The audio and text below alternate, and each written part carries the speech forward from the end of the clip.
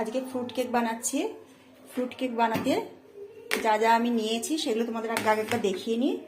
এখানে হচ্ছে আমি অনেক রকম ফ্রুট নিয়েছি, যেমন হচ্ছে এটা মোরব্বা নিয়েছি, টুটি ফুটি নিয়েছি 3 রকম কালারের, একটা এই সবুজ, একটা হলুদ, একটা হচ্ছে লাল, আর এই যে লালটা।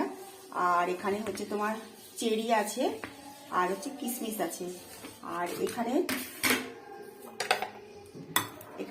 নিয়েছি তোমার কাজু বাদাম। কাজু বাদামটা আমার একটু অল্পই আছে, আর সল্ট বাদামও কিছুটা নিয়েছি, আজকে একটু বাদামও দেবো এর মধ্যে। তোমরা অন্যরকম নানান রকম নিতে পারো ফ্রুট, কোনো অসুবিধা নেই, যেরকম খুশি নিতে পারো তোমরা। এর মধ্যে খেজুর দিতে পারো, আমন্ড দিতে পারো, অনেক রকম ফ্রুট দিতে পারো। আর এখানে আমি হচ্ছে দারচিনি আর হচ্ছে একটু এলাচ গুঁড়ো করে রেখে দিয়েছি মিক্সারে। এখানে চিনি কিছুটা হচ্ছে করে রাখছি, আর কিছুটা করব।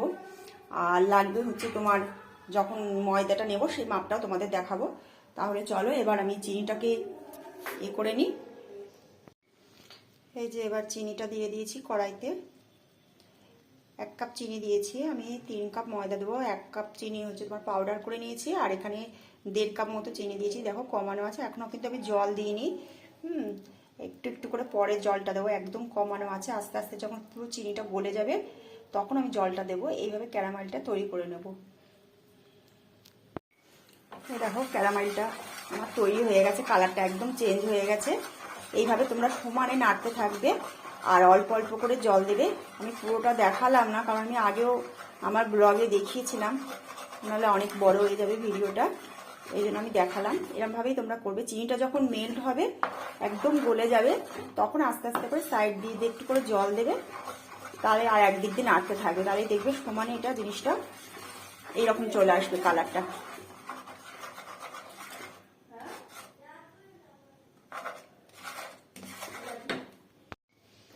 এই যে এবার এখানে যে চিনিটা আমি বললাম যে গুঁড়ো করে রেখেছিলাম পাউডার করে, 1 কাপ মতো চিনি আছে এখানে।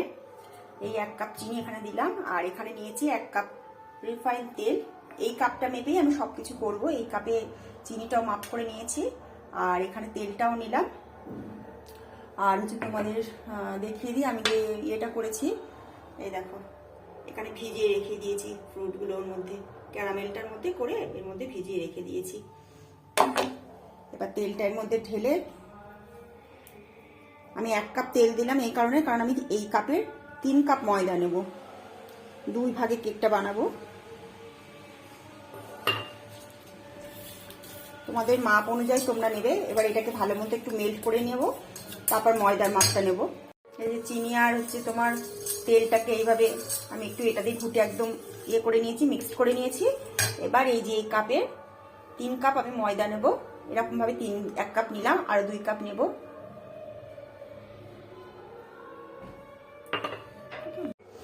আর এই যে এই কাপের 3 কাপ ময়দা দিয়ে দিয়েছি, আর 1/2 কাপ মতো দিলাম গুঁড়ো দুধ।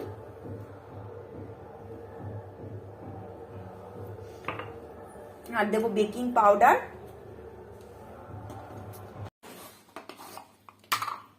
এবার দিলাম হচ্ছে তোমার 3 কাপ, তো এই চামচগুলো আমার বড় বড়, 1 চামচ, পুরো 1.5 চামচ দেবো। এই চামচের আমার বড় চামচ, এই চামচের 1.5 চামচ দিলাম হচ্ছে তোমার এটা হচ্ছে বেকিং সোডা। তো ও দাঁড়াও দাঁড়াও, এটা কি হলো? কিছু হবে না। 1.5 চামচ দিলাম হচ্ছে বেকিং পাউডার। যেহেতু আজকে কেকটা একটু বেশি হয়েছে, তার জন্য এখানে 1.5 চামচ লাগবে। 1.5 চামচ দিলাম হচ্ছে বেকিং পাউডার, আর 1 চামচ দেব বেকিং সোডা।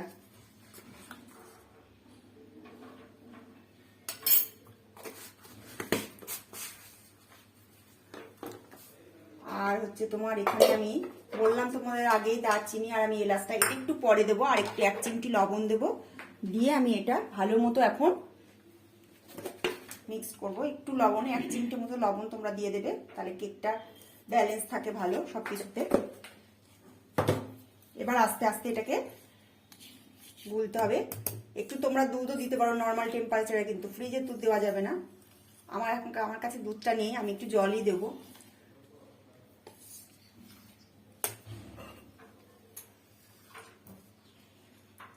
একটু একটু করে জল দেবো।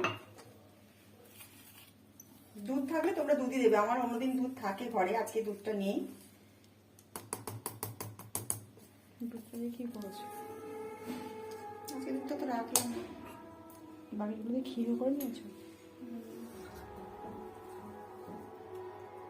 আর